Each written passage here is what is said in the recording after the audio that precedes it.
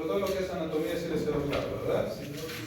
No hay ninguna pregunta sobre anatomía. Ah, muy bien. Algo es algo. Abrile, por favor, hijo. Pero ese es el último mientras. Ya puede compartir todo. ¿Qué? Ya puede compartir. Sí, ya. Descubrí cuál era el oscuro secreto. Pase.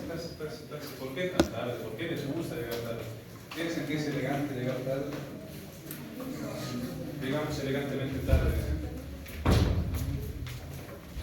Muy bien, entonces vamos a hablar sobre específicamente las hormonas del estómago y vamos a pasar de lleno a una de las patologías más importantes del estómago, como es las úlceras. ¿Estamos de acuerdo? ¿Alguien logró investigar algo o realmente nada? O sea, me sorprende que no hayan leído absolutamente nada del estómago ni por curiosidad. Estudiantes modernos. Muy bien. Entonces vamos a entender que un pequeño repaso de esto. Las células parietales que están en el cuerpo y se encargan de la secreción de ácido y factor intrínseco. El factor intrínseco dijimos que era una porción importante para la absorción de qué tipo de vitamina? B2. Muy bien. Las mucosas que se encuentran en el cuerpo y el antro dijimos que tienen una función primordial, que es la secreción de moco. ¿Para qué? Para mezclar los alimentos digeridos conjuntamente con el ácido clorhídrico y hacer la digestión química. ¿Estamos de acuerdo? Sí. Posterior a eso existe una digestión mecánica, dijimos, ¿verdad? Entonces son los dos tipos de digestión que se hacen en el estómago. ¿Estamos de acuerdo? Las células principales que se encuentran en el cuerpo tienen la principal función de secretar pepsina. ¿Estamos de acuerdo? Que en conjunción actúan con qué otra hormona la pepsina? Antes de pepsina se vuelven pepsinógenos, sí, pero la pepsina con qué otra hormona se junta? Con la gastrina. Muy bien. En las epiteliales superficiales que se encuentran en todo el órgano del estómago, por eso dice difusa, su principal función es la secreción de moco, bicarbonato y las prostaglandinas. ¿Estamos de acuerdo? ¿Qué función cumplían las prostaglandinas o para qué servían las prostaglandinas? ¿Alguien puede decir? Eso ya es de, no sé, Kinder 2, cuando llevaban farmacología y cuando les enseñaban a sumar y les enseñaban las funciones de las prostaglandinas, ya se las debe saber. ¿Cuáles eran las funciones de las prostaglandinas? Básicamente donde actúan los antiinflamatorios, ¿no? Pues son únicos dos. Entonces, ¿qué función tendrán?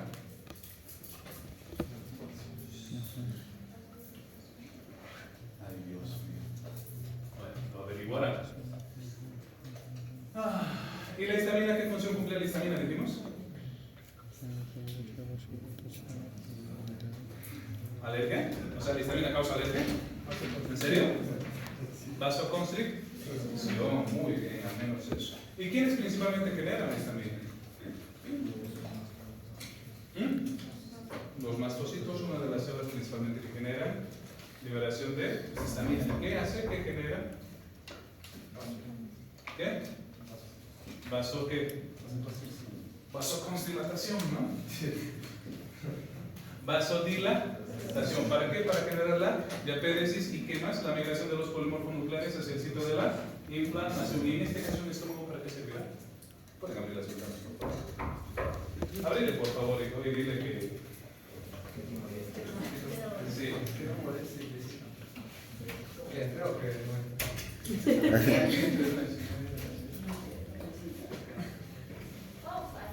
Sí, puedes pasar, pero que sea la última vez. Llegan como 20 minutos tarde.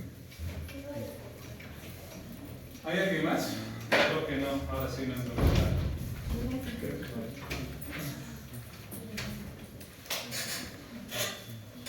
¿Alguna duda o pregunta de esto, de esta parte? Aquí nos falta un hormona importante que sería la grelina. ¿Alguien investigó algo sobre la grelina?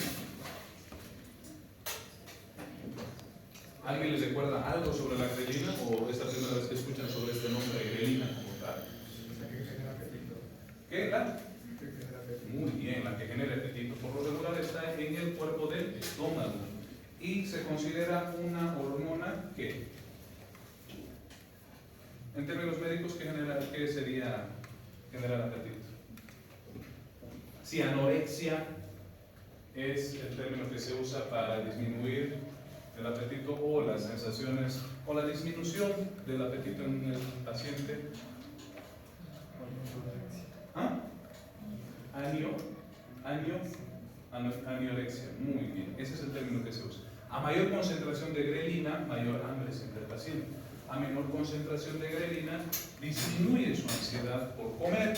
Este es uno de los principios por los cuales se aplica también la cirugía metabólica, que en teoría a menor proporción del cuerpo, menor secreción de grelina y menor estímulo del apetito. ¿Estamos de acuerdo?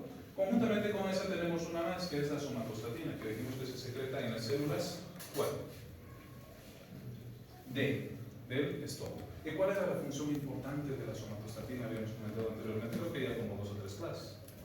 Disminuye el, ¿qué es eso, pero no sé, una planta, el peristaltismo. ¿Y qué otra cosa genera? Estimula o bloquea el crecimiento. En este caso, ¿qué estimulará? ¿Qué crecimiento estimulará en el estómago? ¿De qué parte? La mucosa. ¿Sí?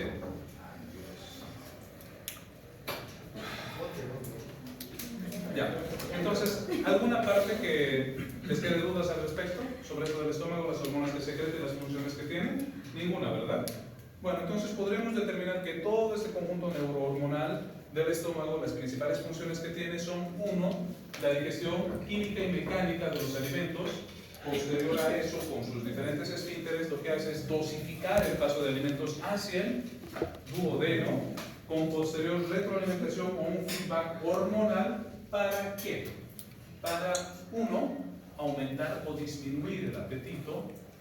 2, aumentar o disminuir la secreción de bicarbonato por parte del duodeno para disminuir el pH del quimo que vaya a pasar hacia el duodeno. ¿Estamos de acuerdo? Otra función importante dijimos que era la reabsorción de vitaminas del tipo liposolubles. Y otra función importante, más allá de esa, dijimos que era la reabsorción ¿de qué? Aquello que consumen los universitarios los fines de semana, especialmente viernes, ¿de qué? Era alcohol. Muy bien. ¿Estamos de acuerdo? ¿Dudas, preguntas hasta ahí? ¿No? Muy bien, entonces vamos a pasar a un tema un poquito más profundo en esta situación, que es la generación de las úlceras. ¿Cuántos tipos de úlceras conocen? 3, ¿cuáles? ¿Úlceras? ¿Qué tipo de úlceras? Claro, estamos hablando de estómago, no de úlceras duodenales, ¿verdad? ¿Cuántos tipos de úlceras gástricas conocemos y que están descritas en el libro? Una dijimos que eran las úlceras por hipersecreción de ácido clorhídrico, ¿verdad? En este caso, ¿por qué? Existen tumores como por ejemplo el de Zollinger-Ellison o gastrinomas, que generan una hipersecreción de ácido clorhídrico por parte del estómago en el paciente. ¿Estamos de acuerdo? ¿Alguna vez escucharon sobre ese nombre? Nunca en la vida, jamás. ¿Más? Zollinger-Ellison. ¿Nunca? Bueno, se los presento, así el maestro profesor Zollinger, juntamente con su ayudante Ellison, descubrieron que existen ciertas úlceras que no están provocadas por ningún otro daño, se podría decir, ingestión medicamentosa, ni ninguna otra particularidad, sino que responden a un tumor que se encuentra en el triángulo de Pazarov. Este tumor que se encuentra en el triángulo de Pazarov recibe el nombre de gastrinoma. ¿Estamos de acuerdo? ¿Qué es lo que genera un gastrinoma? Hipersecreción de gastrina. Por consiguiente, si hay hipersecreción de gastrina, habrá hipersecreción de ácido clorhídrico. Y si hay hipersecreción de ácido clorhídrico en el estómago, ¿qué pasará? Inicialmente erosionará la mucosa, posterior a eso erosionará la submucosa, y si aún así no corregimos la patología, causará una erosión de la muscular lacerosa y por consiguiente una perforación. Y una úlcera perforada será una emergencia quirúrgica, se podrá programar, será una emergencia. ¿Por qué? Porque produce una peritonitis. Tan sencillo como eso. ¿Estamos de acuerdo? Ahora, ¿qué otra cosa podría pasar en una úlcera? Nos vamos a imaginar una úlcera.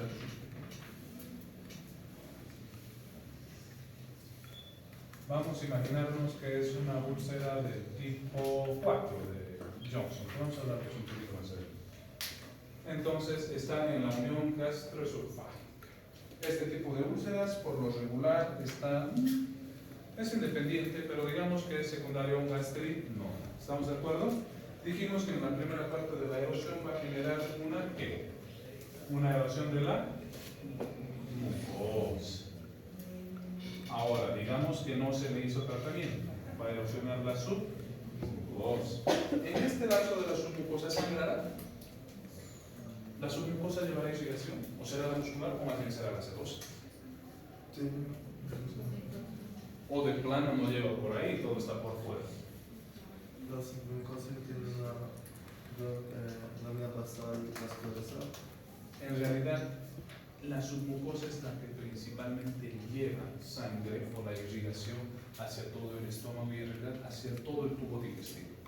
¿Sí? Sería importante que se memoricen o se tatúen esa premisa porque va a ser pregunta de examen. La submucosa es la que está encargada de irrigar casi la mayoría del tubo digestivo. Independientemente de la arteria que irrigue por fuera o el origen de la misma, la submucosa será la encargada de distribuir. ¿Estamos de acuerdo?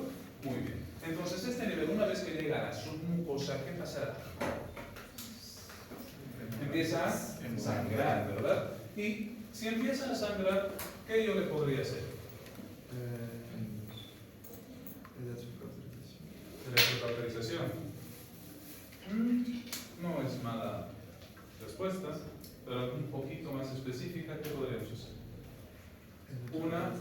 No vas a meter electrocauterio por una endoscopía ahí.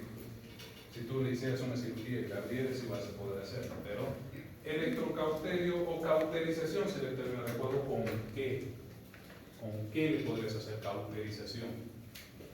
Aparte de electrocauterización. Interesante, ¿no? El principio es el mismo, debemos de parar el sangrado, ¿verdad? A cualquier precio. Podríamos usar, ¿qué? Argón. Otra cosa que podríamos usar, un vasoconstrictor, ¿verdad? ¿Qué tipo de vasoconstrictor podríamos usar? Inyectado. Adrenalina. Podríamos hacer inyecciones de adrenalina. ¿Qué otra cosa habíamos comentado anteriormente en las varices que se podría hacer? El banding o hemobanding, ¿verdad? ¿Recuerdan lo que les dije sobre el banding y cómo funcionaba? En realidad era un tubo que ingresaba hacia la parte sangrante y lo que hacía era succionar la parte sangrante y soltaba una banda elástica muy similar a lo que usan ustedes, las mujeres, conocido como liguitas, ¿no? Bueno, similar a eso, que su principal fin es evitar el sangrado. ¿Estamos de acuerdo? Ahora, dentro del tratamiento médico, ¿qué podríamos usar para una úlcera? Que es importante. Anteriormente, en la anterior clase dijimos que era un antagonista H2 que ya no se usa, la ranitidina. ¿Por qué ya no se usa actualmente? Si es un excelente medicamento. Es carcinogénico. ¿Pero por qué será carcinogénico? O sea, la ranitidina desde ya producirá cáncer, ¿será?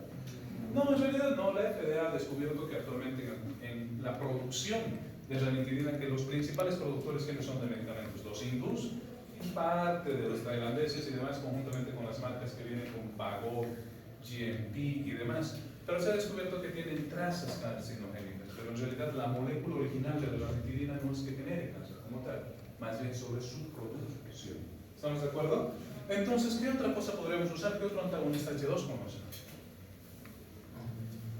Porque de que tenemos que usar antagonista H2, tenemos que usar antagonista H2. No se puede usar protectores sintácticos. Sí, ¿cuáles conoces?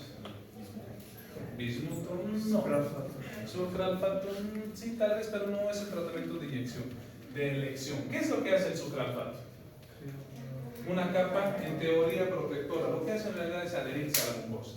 Se adhiere a la mucosa y lo que genera es una unión iónica y evita que las sustancias puedan lesionar o corroer las zonas de la úlcera. Pero eso es un tratamiento. O sea, yo puedo tratar la úlcera solamente con sucralfato. ¿Ustedes qué opinan? ¿Qué dice el público? No, ¿verdad? Debo de atacar al origen de la úlcera como tal. En este caso, si hablamos en gastrinoma, el origen de la úlcera como tal será la hipersecreción de gastrina y que genera hipersecreción de ácido clorhídrico. Entonces lo que nosotros buscamos evitar es la secreción de ácido clorhídrico, ¿verdad? Médicamente podemos tratarlo con dos fármacos. Inhibidores de la bomba de protones, como ser omeprazol, esomeprazol y cualquier prazol. O podemos usar antagonistas H2, como ser, si no podemos usar ranitidina, debemos usar famotidina. ¿Sí? ¿Estamos de acuerdo? Ahora, posterior a eso, no responde al tratamiento médico. ¿Qué le hacemos? Le echamos la bendición, ¿no? Y ya. ¿O qué opinan? ¿Qué más podríamos hacer? Ya anteriormente habíamos hablado de una cirugía que tenía que ver con con el corte de un nervio específico que evitaba. ¿Cuál? Vagotomía. Muy bien. Entonces, le cortamos el vago. Donde sea, a mí me vale, se lo corto y valió, ¿verdad? Fin del comunicado. ¿Sí? ¿O qué dicen ustedes? ¿Qué dice el público? ¿No? Para finalizar esto del tratamiento médico, ¿por cuánto tiempo debo de usar el tratamiento médico? ¿Y cuánto debo de usar? Puedo usar omeprazol a 20 miligramos cada 12 horas con un máximo de 40 cada 12 horas.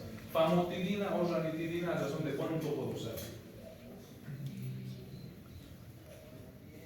10 a 15 miligramos cada 8 horas. ¿Y por cuánto tiempo debería de usar?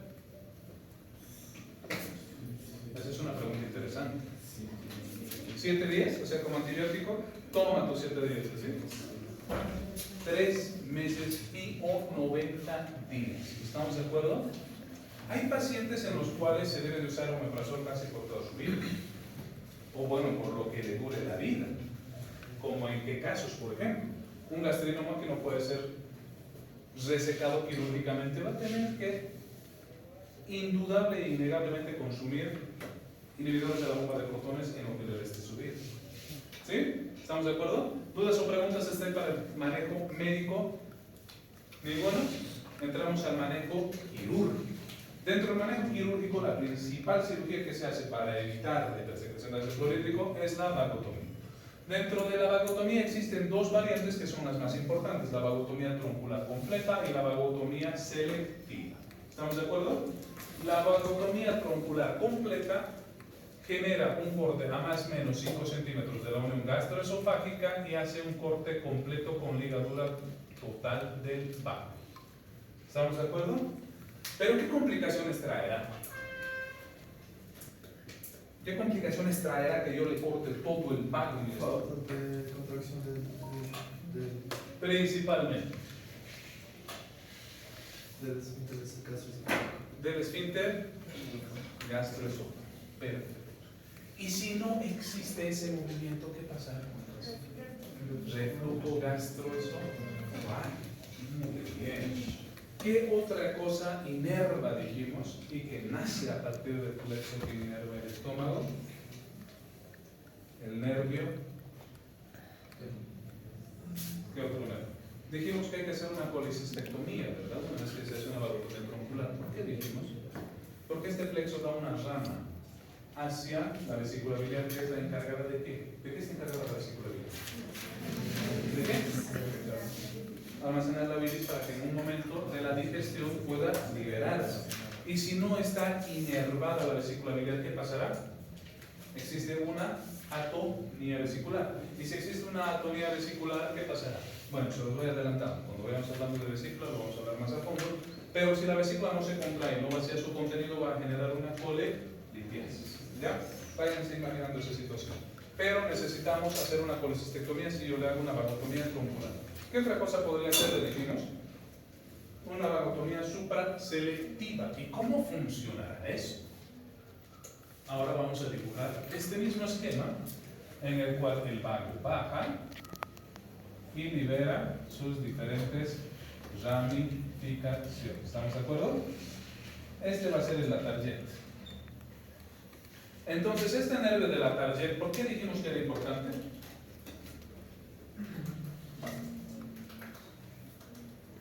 No se los puedo creer. Lo he repetido como 10 veces. ¿Cuál? Punto de ubicación para... ¿Para qué? Gastrectomía. Es un punto de referencia anatómico para los procedimientos más gastro.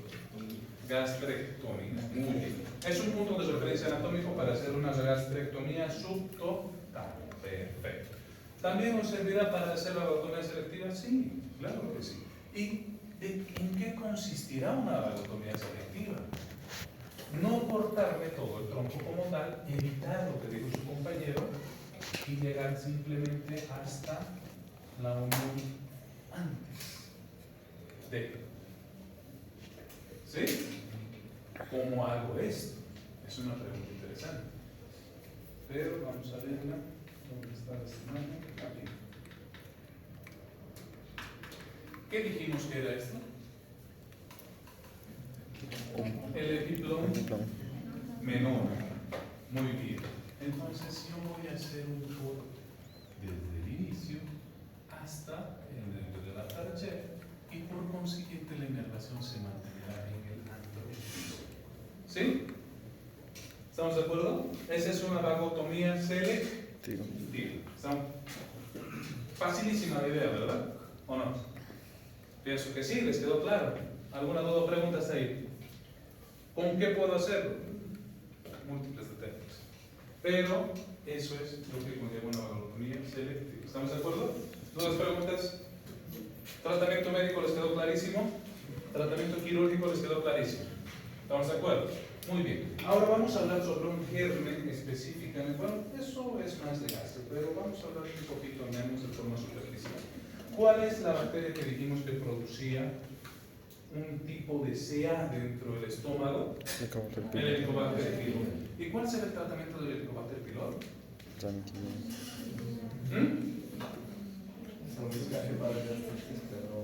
Es lo mismo que la gastritis, pero reforzado, ¿no?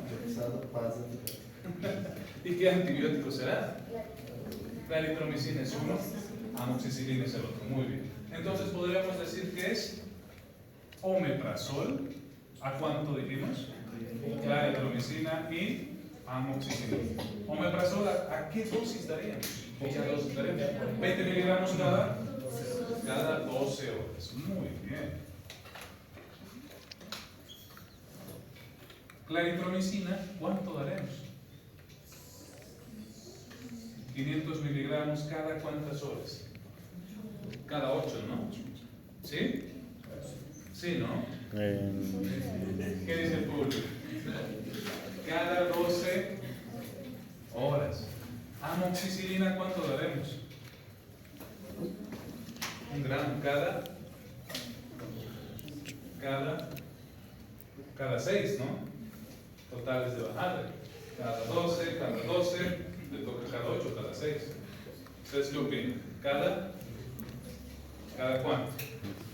¿Cuánto será pues la amoxicilina? No sean así. Cada 8. Entonces, ¿creen que le debemos de dar cada 8? Sí, ¿no? ¿Y por qué será? Por la biodisponibilidad de la... ¿De qué? De la amoxicilina. ¿Cuál es la biodisponibilidad efectiva de la amoxicilina? 6 a 7 horas. Entonces cobra sentido que yo le dé cada 8, ¿verdad? ¿Estamos de acuerdo? ¿Sí? Muy bien. Entonces, y este es el tratamiento de primera línea. ¿Habrá uno de segunda línea? ¿Sí? ¿Cuál será el tratamiento de segunda línea? No, ese es el de cuarta. Hay una de segunda línea. Que cambiamos cambiamos la amoxi por metro. 500 cada 12 o cada 8. ¿Estamos de acuerdo? ¿Y cuál será el de tercera línea? ¿Habrá de tercera línea? ¿Sí? ¿Cuál será la de tercera línea?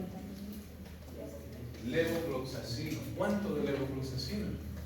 500 o 850. Levofloxacino se puede usar en 500 cada 12 o 850 cada 24, ¿no? Dependiendo del especialista que le preguntes. Si tú le preguntas a un neumólogo, el neumólogo te va a decir 500 cada 12. No sé qué tienen los neumólogos que les encanta esa dosis. Si tú le preguntas a un terapista, te va a decir 850 cada 24. Si me preguntas a mí, que yo los odio a los dos, pero de igual manera me quedo con el de 500 cada 12. ¿Estamos de acuerdo? Pero, ¿será tratamiento o manejo para ustedes? Posiblemente no. ¿Deberían de saberlo? Posiblemente sí. ¿Pero ustedes lo van a hacer? No. ¿Con cuál se deberían de quedar ustedes? Imaginándonos que ustedes el día de mañana van a darle un tratamiento del Helicobacter pylori a un familiar suyo, se quedan con estas dos. Llegan hasta la segunda línea. Posterior a la segunda línea, ustedes deriven al especialista, sea cual sea al gastro, sea al cirujano o a quien tenga que ser. ¿Estamos de acuerdo? Pero a manera de comentario vamos a hablar un poquito más allá. La tercera línea, la del levofloxacino, ¿les quedó claro, verdad? Solamente sacamos la mucíbula dentro. ¿Estamos de acuerdo? Y ponemos tetraciclina en vez de claritromicina.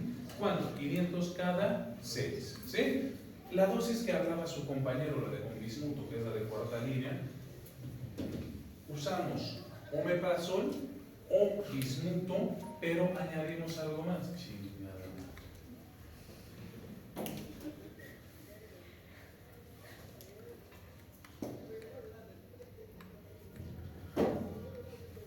Entonces, usamos bismuto en vez de omeprazol o conjuntamente con omeprazol. Pero ¿qué es lo interesante de este manejo? Nosotros damos amoxicilina por 5 o 7 días y le damos metro por los otros 7 días. Parece un manejo descabellado, ¿no? Estoy usando 2 tipos de antibióticos en un mismo paciente. ¿Será lo ideal? No, pero así está escrito. ¿Qué vamos a hacer? Así les encanta a los gringos. ¿Estamos de acuerdo? ¿Dudas, preguntas? Métodos de diagnóstico del Helicobacter pylori. ¿Cómo diagnosticamos el Helicobacter pylori?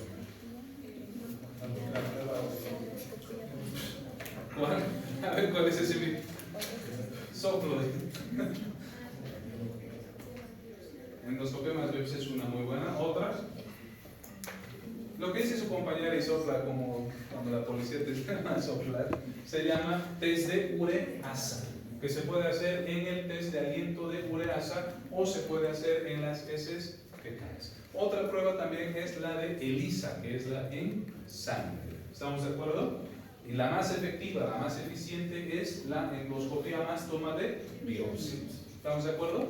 Ahora, yo diagnostiqué por cualquiera de estos anteriores métodos. Le di el tratamiento. ¿Cuál prueba debemos realizar para efectivizar que el manejo ha sido acorde a esta bacteria? Digamos que yo le he diagnosticado por ELISA. ¿Qué debo de pedirle para confirmar la erradicación? ¿Biopsia? Sí, pero no es que la vas a hacer biopsias todo el tiempo. Alguna otrita, igual medio efectiva. ¿Cuál? ¿Qué dice el público? El test de ureasa es el más efectivo y eficiente para determinar que ya se ha suprimido. ¿Por qué? Porque tiene se podría decir que el test de ELISA en sangre todavía se va a positivizar por unos meses más, se va a mantener positivo por unos meses más, aún se haya erradicado el germen. En cambio el test de ureasa no. El test de ureasa, una vez que se eliminó, la ureasa también se eliminó o disminuyó a valores normales y se puede diagnosticar que evidentemente se ha erradicado el germen. ¿Estamos de acuerdo? ¿Qué tipos de cáncer dijimos que generaba el Helicobacter pylori? Hablamos de 2 en específico. Uno que generaba el linfoma tipo mal y el otro hacía un adenocarcinoma. ¿Estamos de acuerdo? Primero dijimos que hace una metaplasia, posterior es una displasia de bajo grado, alto grado y posterior puede ser un adenocarcinoma. Fin del comunicado. ¿Alguna duda al respecto? ¿Ninguna? ¿Les quedó clarísimo esto, no? ¿Alguna otra patología que hay que está ahí remanente en el texto? Bueno, en este caso en el SWAS, habla del síndrome de Mallory-Weiss. ¿Qué es el síndrome de Mallory-Weiss? Es un desgarro en la zona de la unión gastroesofágica. ¿Por qué? Muy bien, por arcadas de vómitos del tipo explosivos. Muy bien, fin del comunicado. El otro que dijimos que era el síndrome de Zollinger-Ellison, que tiene que ver con una hipersecreción de ácido clorhídrico. ¿Por qué dijimos? ¿Por un gastrinoma? ¿Estamos de acuerdo? ¿Cuál es la sobrevida de este gastrinoma? Con manejo y tratamiento, 5 años. Sin manejo y tratamiento, Dios dirá. ¿Estamos de acuerdo? ¿Dudas, preguntas hasta ahí? ¿Ninguna? ¿De verdad que ninguna? ¿Cero? Ahora, dentro de la clasificación de Johnson, ¿quién podría decirme la clasificación de Johnson de las úlceras? Vamos a dibujar unos estomaitos.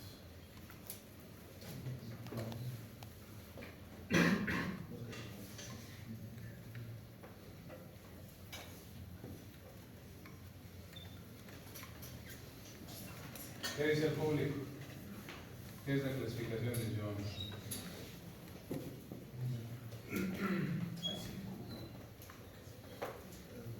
¿Qué capo? ¿Quién es ese? Hay 5. ¿Así decía? ¿Quién decía?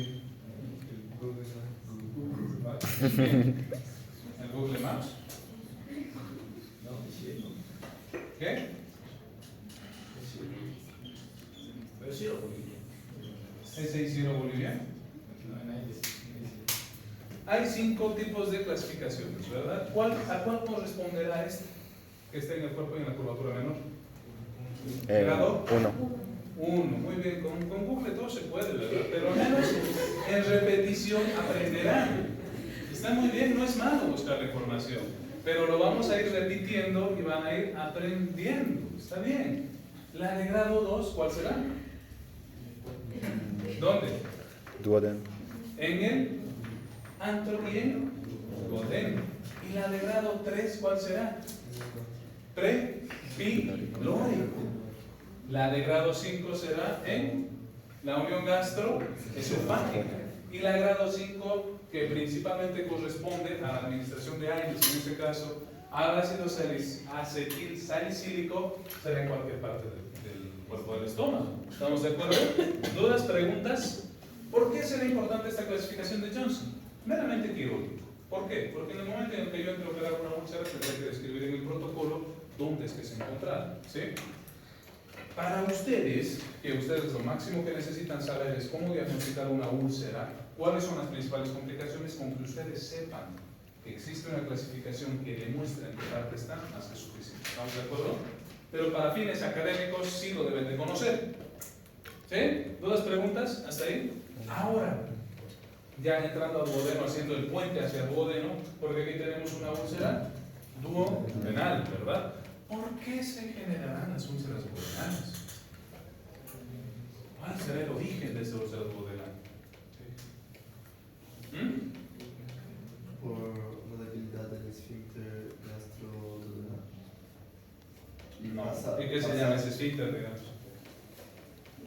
Píloro. Ya, debilidad. No está bien dicho debilidad. Vamos a dejarlo en que hay hipersecreción de ácido clorhídrico por cualquier origen de los anteriormente mencionados. Puede ser cualquiera, ¿estamos de acuerdo? Pero que atraviesa hacia el duodeno. ¿Y el duodeno qué dijimos? ¿Que es ácido o es alcalino? Alcalino. ¿Y por qué cobrará sentido en este punto que sea alcalino? Para contrarrestar el ácido del estómago, ¿verdad? Entonces, cuando este ácido corrompe más allá del bicarbonato producido por el duodeno, generará úlceras. Estas úlceras tienen casi que el mismo origen y el mismo fin de una úlcera gástrica. Se erosionan de la misma manera hasta que se perforan. ¿Estamos de acuerdo? ¿Y cuál será el manejo de una úlcera duodenal? ¿Será la misma que para una úlcera estomacal? ¿O será que hay un omeprazol duodenal? No sé, tal vez. ¿Qué opinan? ¿Qué dicen ustedes? Una famotidina duodenal. ¿Sí, no? ¿O qué opinan? Son los mismos fármacos, el mismo medicamento. ¿Cuál es la diferencia? Ahí va el detalle. La dosificación. Cuando es duodenal se debe usar a más altas dosis. ¿Y cuál será la dosis tope y límite de omeprazol? ¿Cuánto es lo máximo que tú le puedes dar de omeprazol a un paciente? 40. ¿Seguro? ¿40 ya? ¿Hasta ahí llegó? ¿Cómo es posible? Yo creo que sí. Es que ¿han aprobado fármaco o están llevando fármaco este año? Han aprobado fármaco, ¿verdad? Y si han aprobado la materia de farmacología, significa e implica que ustedes saben al menos lo básico de farmacología. Dentro de lo básico de farmacología está el omeprazol. ¿Cómo es posible que no sepan cuál es la dosis máxima? Hay algunos libros que dicen hasta 80 miligramos cada 24 horas, pero hay casos en los que dicen que se puede llegar hasta 100 miligramos. 100 miligramos de omeprazol endovenoso. ¿Cómo se los distribuiría? Hay un manejo casi que es, se podría decir, estandarizado en el gastro. No sé, en Bolivia nos encanta inventar cosas. Yo no sé de dónde han sacado esas cosas, pero les encanta poner 5 ampollas de 20 miligramos en una solución y se lo dejan en la vía para 24 horas. ¿Funciona? Funciona. Aunque usted no lo crea, funciona. Pero ¿cuál es la base farmacológica de esto? Me imagino que hay cosas que aún no descubrimos y que ellos lo han descubierto antes que nosotros. Pero funciona. De que esté descrito en alguna parte en la literatura poder administrar este tipo de dosificación, no está descrito. Lo que sí está descrito es que se puede llegar hasta 100 miligramos y se puede dividir esta dosificación. ¿Sí? Entonces, en este caso, si es que nosotros nuestro techo son 80 miligramos, podríamos darle 40 cada 12. Y ya. ¿Estamos de acuerdo? La misma dosis que para la úlcera gástrica. Ahora, dentro del manejo quirúrgico, ¿qué yo le haría a este paciente? Tiene una úlcera duodenal. Opción A, le hago una rafia. Opción B, le extirpo esta parte porque total ya no sirve. Opción C, se le haga un parchecito con el piplón. Opción D, le pongo un parche por dentro. Opción E, ninguna de las anteriores. Opción F, todas las anteriores. ¿Qué opinan? ¿Qué dice el público?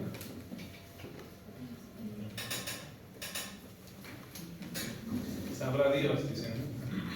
Pero se debería de hacer una rafia.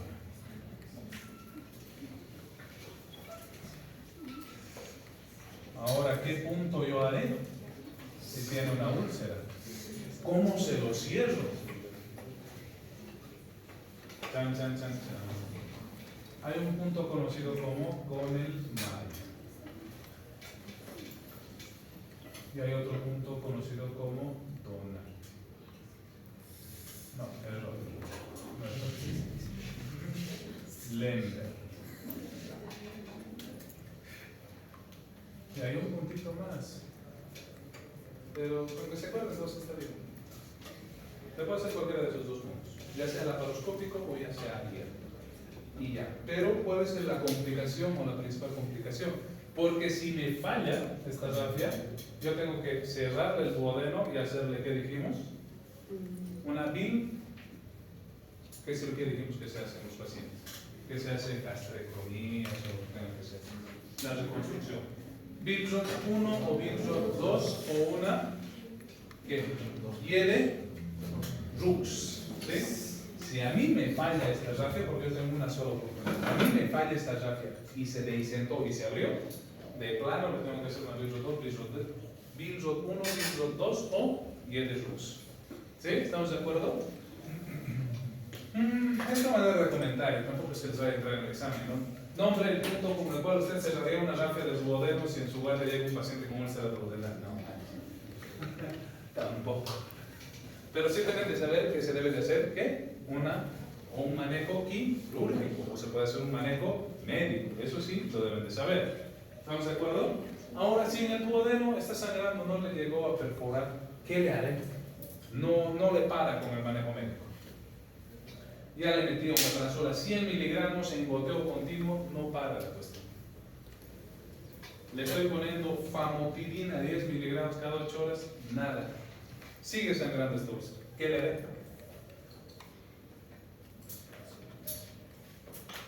¿Qué opinan? ¿Qué dice el público?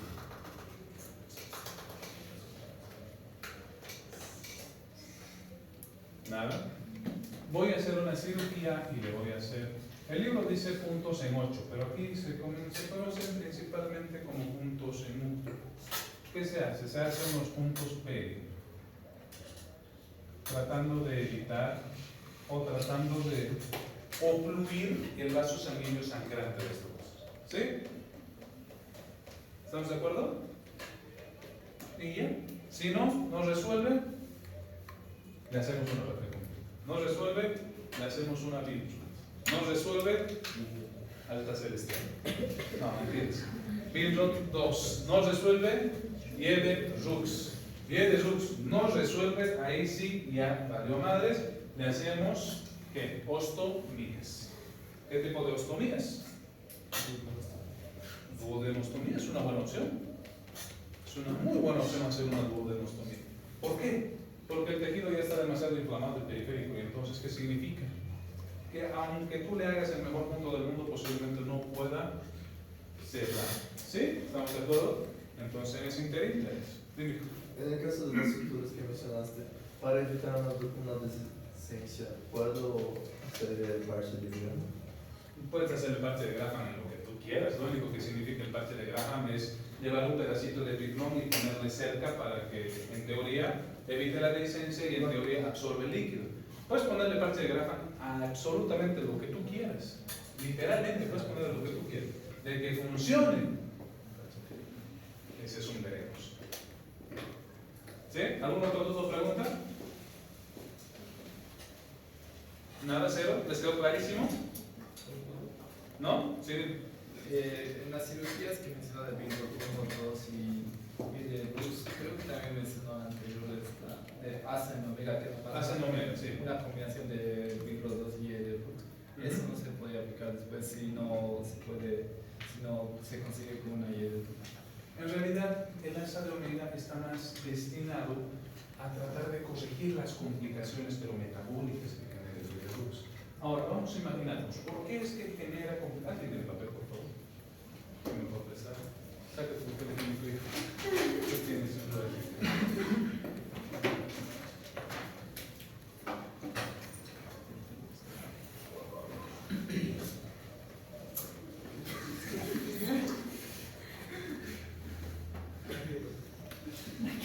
¿Qué onda con tu papel y con eso? Para eso. ¿Está pegajoso, no? No, por si acaso.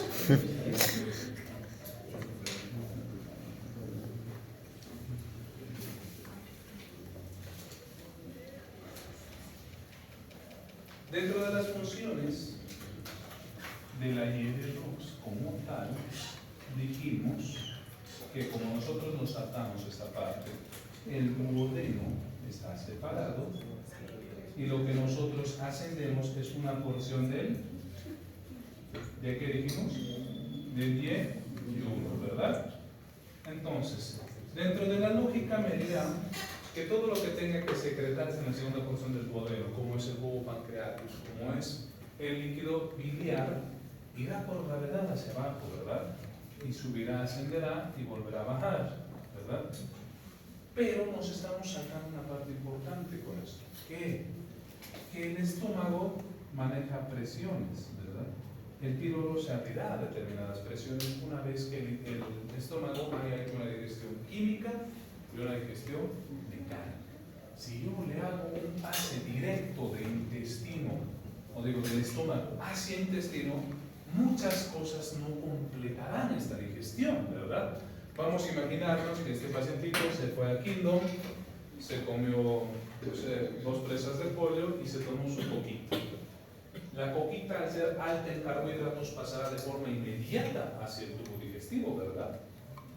¿O no? Al ser líquido va a pasar de forma inmediata. Eso, dentro de la jerga médica quirúrgica, en este caso, el paso rápido de carbohidratos de alta concentración hacia el día 1 genera un síndrome en el paciente conocido como el síndrome de Dumping. El síndrome de Dumping no es más que la aparición brusca de taquicardias conjuntamente con disminución de la presión arterial y que en el paciente genera ¿qué? ¿Qué le generará? Si tú después de comer te dan unas taquicardias, te pones hipotenso, que te quieres desmayar y demás. Aversión a la comida. Estos pacientes no quieren comer. ¿Sí? Entonces, para corregir esa situación, se hace un asa en omega. Se hace una conexión inferior. ¿Estamos de acuerdo? El libro detalla que esta es la corrección que se debe de realizar en estos pacientes. ¿Sí? Esa es la diferencia entre los dos. El asa en omega trata las complicaciones que genera el virus. ¿Estamos de acuerdo? Dudas, preguntas. ¿Nada, cero? ¿Clarísimo el tema? Wow, qué capos.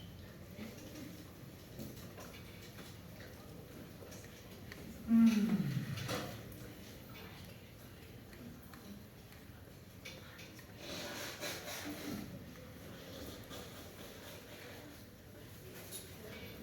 bien.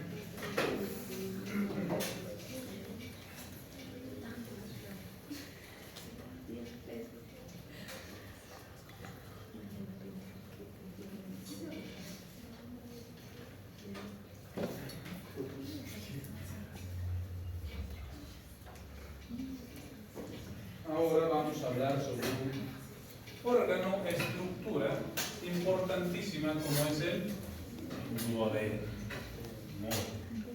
Ya habíamos hecho algunos puentes, se podría decir, hacia el duodeno. Habríamos logrado identificar que el duodeno es un órgano que está ¿dónde? En el espacio retroperitoneal. Muy bien. Que tiene una conexión superior con el estómago y una conexión inferior con el quién. ¿Con quién? Con el yeyuno. O con el ilio. ¿Quién da más, quién da menos? ¿Qué dice el público? ¿Yeyuno o ilio? ¿Yeyuno? ¿Segurito? ¿Qué están dispuestos a apostar? ¿Qué? Su alma. Ah, he escuchado otra cosa. ¿Qué clase de apuestas son estas?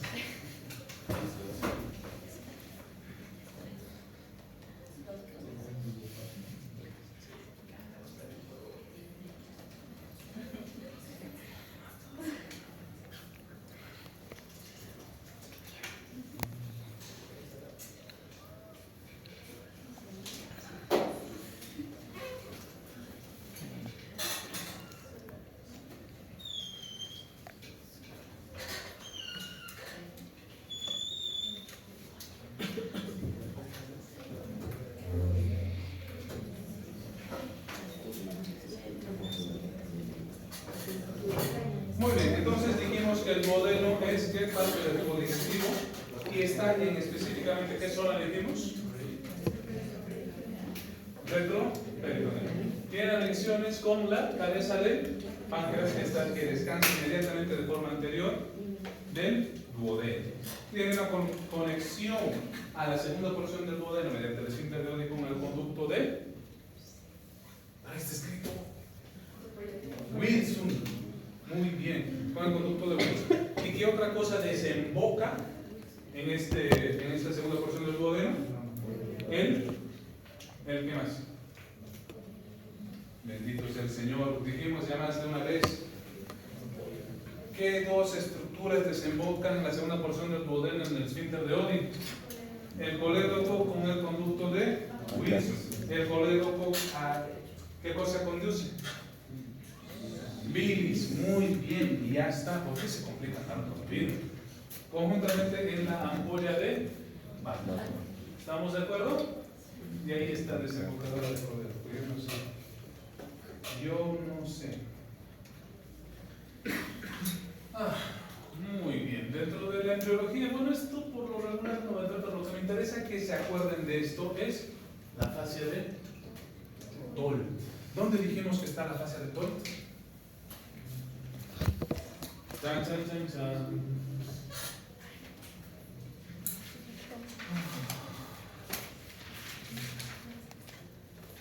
Dijimos que hay TOL 1, TOL 2, TOL 3 y TOL 4.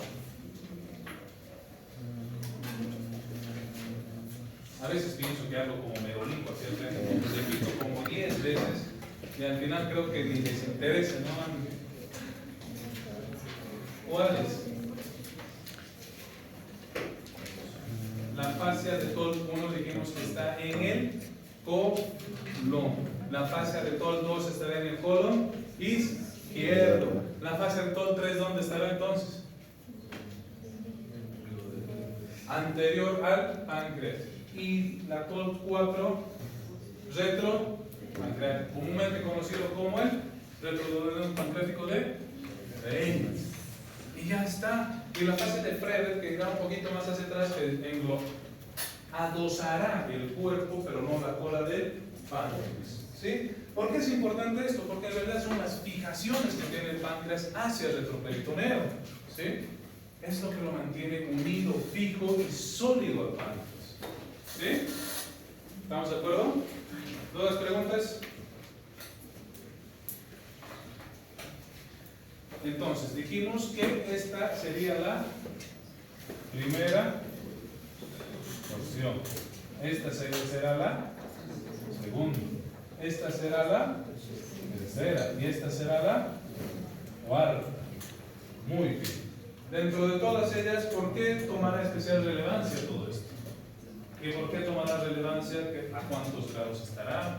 ¿O por qué estará?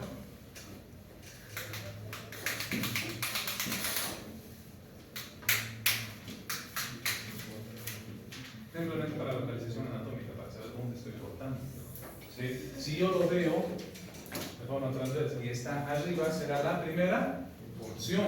Si yo le veo la segunda porción y en teoría está a 80 grados, 90 grados será así, 80 grados estará un poquito recostado. Entonces será la segunda porción.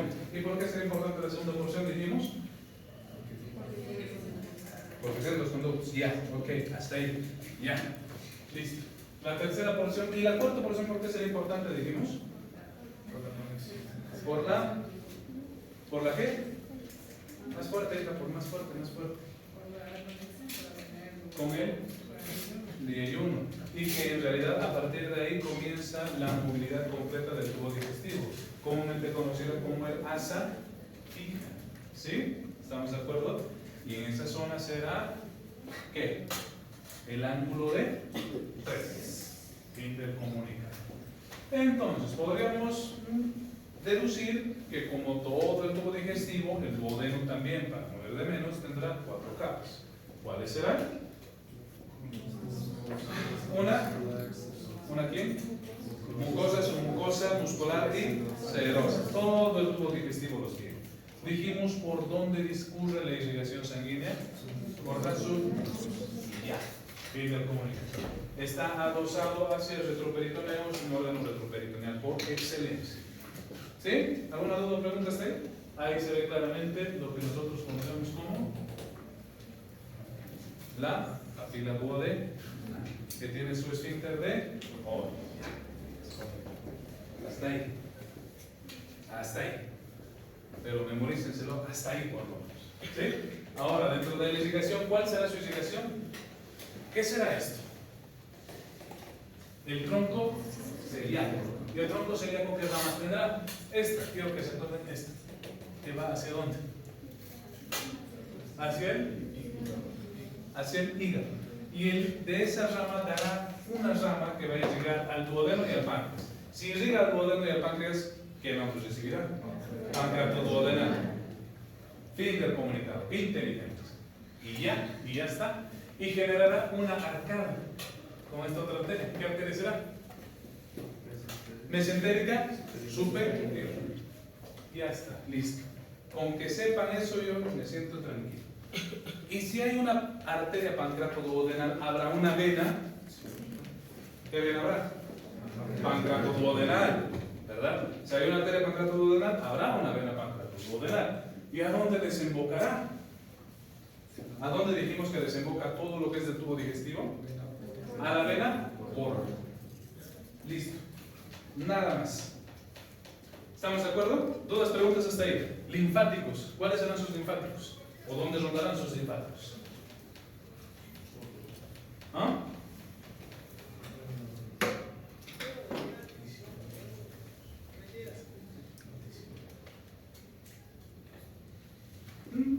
Parte de todo lo que vamos a hablar de la pared del duodeno. Pero, ¿a dónde serán? ¿A dónde drenarán sus linfáticos? Habíamos hablado que el estómago tiene 16 estaciones ganglionares, ¿verdad? El duodeno, ¿cuántas estaciones ganglionares tendrá? 3, simplemente 3. ¿Sí? ¿Y dónde drenarán principalmente si está en retroperitoneo? No hay meso, ¿verdad? Y si no hay meso, ¿a dónde drenará?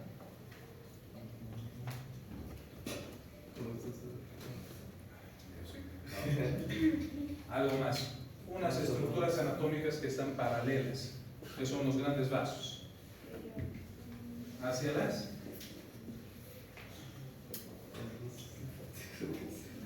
cavas, ¿sí? Que son la estación 16 del estómago. ¿Deberían de saberlo? Probablemente no, pero me hubiera gustado mucho, no sé. Después de haberlo repetido como 3 veces. Bueno, ya está. ¿Qué se va a hacer? Dentro de las relaciones anatómicas, dijimos que posterior tiene que retroperitoneo los músculos. ¿Sí? Los músculos lumbares. De forma anterior, ¿con quién está relacionado? Con el colon. ¿Sí? Transverso, ascendente, ¿con qué otra estructura dijimos? Estómago. Paralelo o lateral tendrá relación con los riñones y las glándulas suprarrenales. ¿Sí? ¿Estamos de acuerdo? Complicado no es. ¿Alguna duda o pregunta? ¿No? ¿Ninguna? Aquí vemos, y la relación más importante que tiene paralela, que es la del páncreas. ¿Sí? Esa es la relación más importante que tiene el duodeno. ¿Por qué? Porque está íntimamente relacionado. Y si está íntimamente relacionado, ¿cuál será su principal defecto? Que si yo quiero hacer una pancreatectomía o una enucleación de la cabeza del páncreas, a fuerzas tengo que separar el duodeno. Es complicado, toma su tiempo, tiene su curva de aprendizaje, sí, pero hasta ahí. ¿Estamos de acuerdo? La inervación, ¿por quién está dada? Por la misma que le da la inervación al estómago. ¿Y quién le dará la inervación al estómago? El nervio vago. Esa será la parasimpática. ¿Y la simpática por quién está dada? Esa es una linda imagen. Aquí podemos ver el... ¿Qué será? Pero si está escrito aquí, el píloro. Y entonces la unión del píloro con el estómago tomará el nombre de antropiloro. Muy bien. Primera porción del duodeno, segunda porción del duodeno, tercera porción del duodeno, cuarta porción del duodeno. ¿Sí? ¿Dudas, preguntas? Nada, ¿no? ¿Qué pueden preguntar? Ahora, aquí está a full color la unión entre el colédoco y el conducto de Willis. ¿Sí? Aquí me gustaría que recuerden algo en particular, que lo vamos a ir tomando en cuenta para más adelante, pero esta es la zona donde, si el paciente tiene un calculito se podría decir, de vesícula biliar y migró por el colédoco, hizo una coledocolitis y se estampó contra el esfínter de Odin, esa localización va a generar una pancreatitis de origen biliar. ¿Sí? Quiero que se acuerden de eso. Simplemente a largo plazo. Cuando vayamos hablando un poquito más adelante lo vamos a volver a ver, pero quiero que se acuerden de esa zona. ¿Sí? ¿Por qué? Porque una vez que se impacte el tracto aquí, va a activar las enzimas pancreáticas. ¿Sí? Y ese es el principio del fin, pero quiero que lo vayan recordando de esa forma. Mientras tanto, vamos a tomar en cuenta que en la segunda porción del duodeno se encuentra el esfínter de Odin, donde desembocan los dos conductos. Se unen los dos conductos en un solo conducto para volverse intramural en el duodeno y así convertirse ¿en qué? En la papila duodenal. Cuando existe coledocolitis, ¿han de escuchar alguna vez la pancreatectomía? ¿Cómo es? La CEPRE. ¿Han escuchado alguna vez de la CEPRE? Colangiopatografía retrógrada endoscópica. ¿Qué es lo que hace? Canulan este esfínter. Canulan y barren los litos y hacen una esfinterotomía a ese nivel. Lo vamos a ir viendo más adelante, pero imagínense esa situación. ¿Estamos de acuerdo? Aquí dentro de la inervación, ¿les queda alguna duda? Ahora, dentro de las relaciones anatómicas, ¿les queda alguna duda de las relaciones anatómicas? Aquí de forma paralela tenemos el riñón, como dijimos, el medial, el páncreas y los grandes vasos. Hacia posterior dijimos los músculos ¿qué? Lumbares y hacia anterior ¿qué? ¿Qué es lo que nos faltaría ahí? El colon transverso. ¿Sí? ¿Estamos de acuerdo? ¿Dos preguntas? No, ¿verdad? Muy bien. ¿Qué capos estos? Aquí, ¿les queda alguna duda respecto a la irrigación de la pancreatitis duodenal, digamos? ¿No? ¿Les queda clarísimo? ¿Seguro? ¿Alguna pregunta que tengan? Dime. Vas a preguntar en tu examen de lo que nos dicen las clases, ¿no? De lo que Sí, está sí, sí. estudiando, ¿no? No. Porque es bien feliz. Porque las diapositivas simplemente son de apoyo. Lo que a mí me interesa que se acuerden es lo que yo les digo que sí les voy a preguntar, porque lo repito como 2 o 3 veces. Sería demasiada sinvergüenzura que no recuerden lo que les pregunto hasta 3 veces y les repito hasta 3 veces. Eso es lo único que les voy a preguntar. Tampoco es que me voy a venir a inventar, ¿no? Dentro del manejo que se ha efectuado del Helicobacter pylori y el último tratamiento que se ha sacado en el 2025, nombre la diferencia entre la molécula de la amoxicilina y la molécula de la claritromicina. No, tampoco. Claro que por supuesto que no. Les voy a preguntar lo que esté acorde a su nivel académico y lo que yo les estoy explicando. No les puedo preguntar algo que no les he explicado. Eso tómenlo en cuenta. ¿Estamos de acuerdo? Pero como base siempre va a ser el libro. Nada de lo que yo digo se sale de lo que está en el libro. ¿Estamos de acuerdo? Muy bien. Así es que si no me quieren prestar atención en clases, cuando menos leerán el libro. ¿Sí? Pero si no me prestan ni atención en clases, menos leerán el libro. Muy bien, dentro de la fisiología del duodeno podríamos determinar que el duodeno, ¿qué función cumpliría dentro de lo que hemos hablado hasta el momento? Saponificación de grasas. El duodeno, o sea, el duodeno saponifica las grasas. El duodeno agarra y dice, ¿qué grasa te voy a saponificar? No, tener el espacio para que se... Exacto. Ahora, en términos un poco más académicos, podemos decir que alberga los conductos de comunicación entre el hígado y el páncreas, mediante sus conductos, como el colédoco y el de Wilson. En este medio se producirán las reacciones químicas correspondientes para la saponificación de las grasas y, ¿qué más? Para la lisis de carbohidratos y proteínas. Muy bien.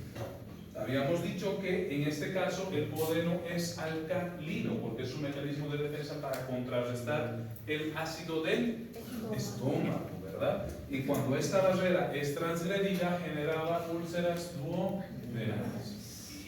Entonces podríamos determinar que es un puente que sirve para el paso ¿de qué?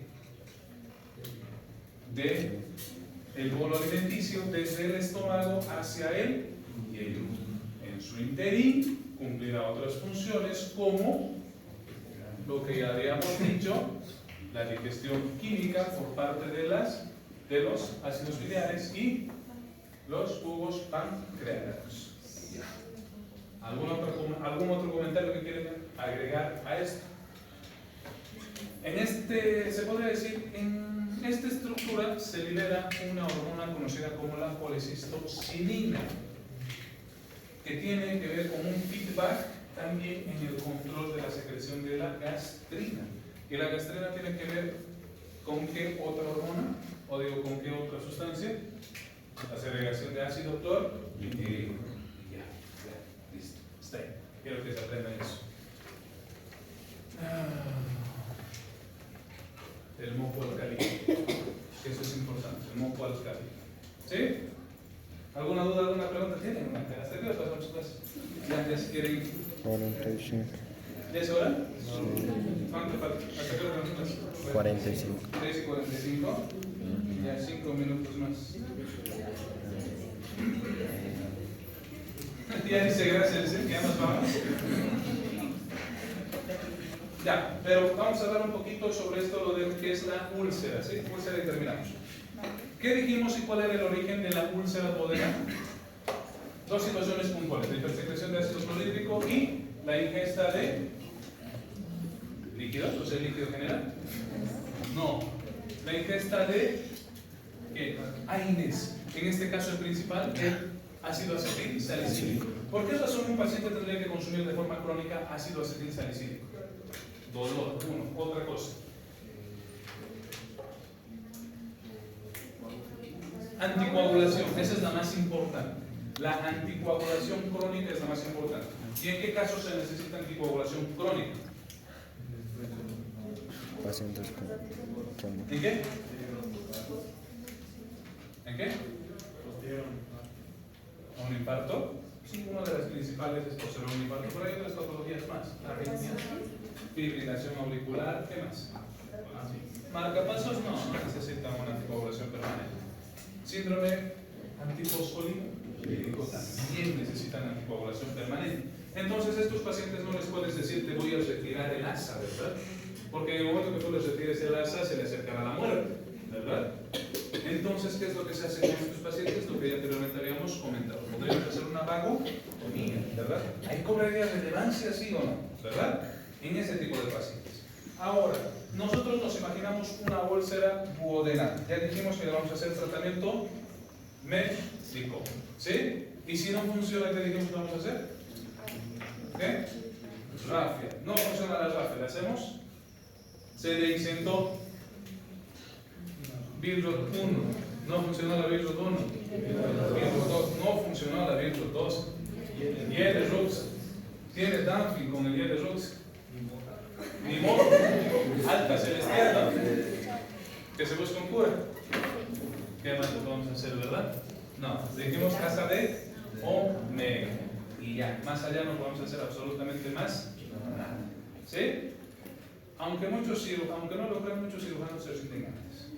Muchos cirujanos se rinden ya en la Virrot 2 y prefieren hacer una ostomía ya de plano. Dicen, ¿para qué me complico la vida? Le voy a hacer una duodenostomía. Pero aunque no lo crean, por paz mental, muchas veces es mejor no complicarse con un paciente. Si tú sabes que de plano tú le hiciste una Virrot 1, no funcionó, tienes muy poca chance de que la Virrot 2 pueda funcionar, hasta un 30-40% de licencia en la Virrot 2. Ahora, el tejido ya está dañado, aún así te vas a lanzar a hacer una Yede Rux. Hay que ser cirujano osado, de los que dicen, me la pela, pero lo hacen. Y aún así te falló, ¿cómo tendrías que enfrentarte a ese paciente nuevamente? Con ese abdomen catastrófico, porque de que esté inflamado, está inflamado. Volver a entrar y hacerle un asa de omega. Hay que ser valientes. Por eso que muchos cirujanos antes dicen, no, yo este fin de semana tengo mi pasaje comprado hacia Cancún, no me voy a estresar con este paciente, le hago una duodeno, así que Dios diga cuál sea su destino. ¿Sí? ¿Dudas o preguntas, muchachos? ¿Ninguna? Terminamos el tema. ¿Dónde está la lista?